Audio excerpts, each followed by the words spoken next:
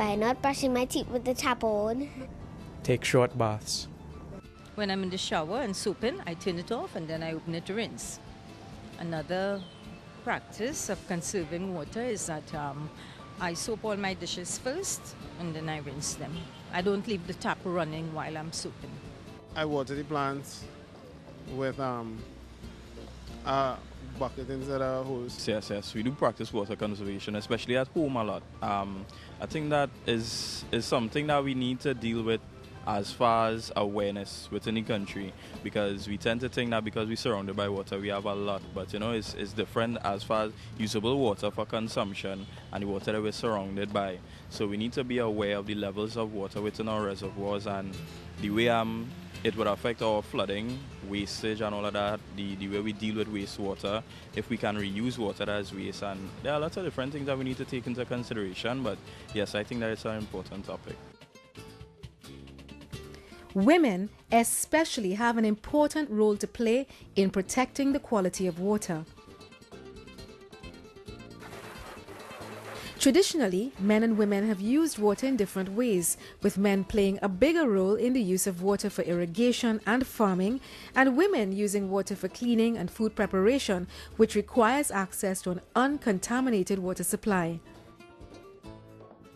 In order to reduce poverty or poverty eradication, we need good water supply. So that we need to have, and also that women are at the first level. In other words, when there's no water, it impacts on women first, because they still have the responsibility of providing the basic necessities in life, and sanitation for cooking, washing, bathing, food. It's women's responsibility.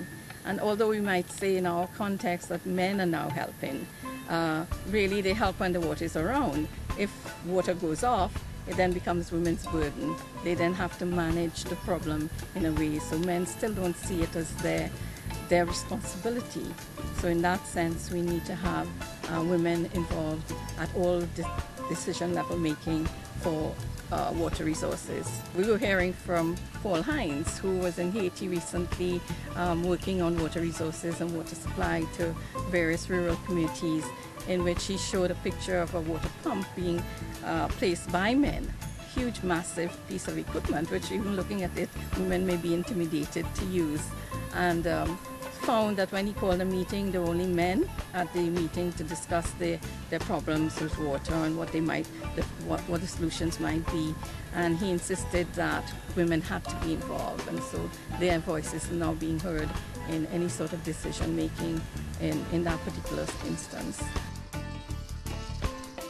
Water has an economic value in all its competing uses and should be recognized as an economic good. Within this principle, it is vital to recognize first the basic right of all human beings to have access to clean water and sanitation at an affordable price. Water has a value as an economic good as well as a social good. Many past failures in water resource management are attributed to the fact that the full value of water has not been recognized and has led to wasteful and environmentally damaging uses of the resource. There's a value to collect this water. We build dams, reservoirs, and so. Then we have to treat the water. Sometimes the water is in streams and it's not really up to drinking water standards. So we have to add certain chemicals to treat the water, to remove turbidity or silt in the water. And then we have to pump that water via a transmission system. So we lay large diameter pipelines. In Trinidad, for instance, we have a 54-inch diameter pipeline. If you're a little short, you can almost walk in that standing up. And that pumps water right down to South Trinidad from our Caroni plant. Then we distribute that water further in the smaller pipelines that will be in your street, which we call distribution pipelines. And en route, we ensure that we have reservoirs so that if you have any problems, the reservoirs will supply you if there's any disruption at source. And then there's a little small 3/4-inch line that reaches your home. So we're talking about moving from 54-inch to 3/4-inch just to get water to individual customers. And that is where the challenge is, and that is where the work is, and that is where the added value is. So no matter if we run out of water, we'll have water there, but it's whether the water will be usable.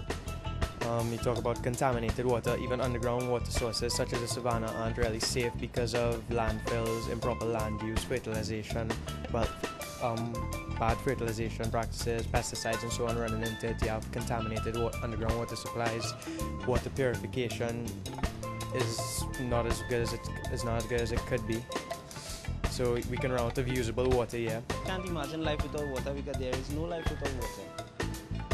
Human body can survive hundreds of days without food and only 3 days without water. So if we can't drink water, we die. On our end, we are embarking on a major metering program so that people become more aware of the value of water, since you'll be paying for it now based on a meter rate, and the ways and means to conserve. You can also put in your shower heads water-saving devices so that your shower wouldn't flow as heavy as before. And once you're metered, then that will be reflected in the bill and that will result in a savings. This millennium, they're saying that water is really blue gold.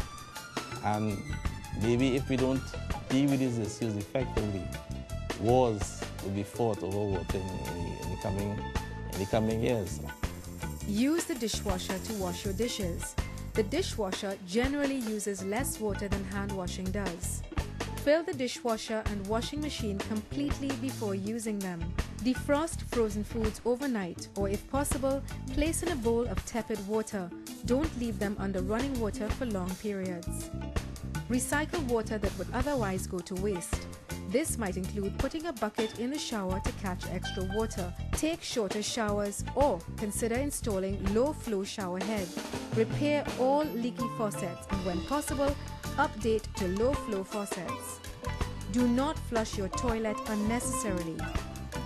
In the coming decades, there will be less and less water available to meet the growing demand that is projected.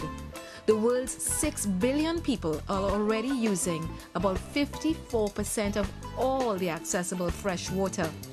By 2025, there will be an additional 2 to 3 billion people living on the planet. But the problem is not just more people, but that much more water is being used per person than ever before. Since the year 1900, world population has doubled, but the demand for water has increased 6-fold. In the last 70 years, the global population has tripled, but water extraction has increased 6 times. And remember, the aquifers that provide our potable water also need time to recharge or purify.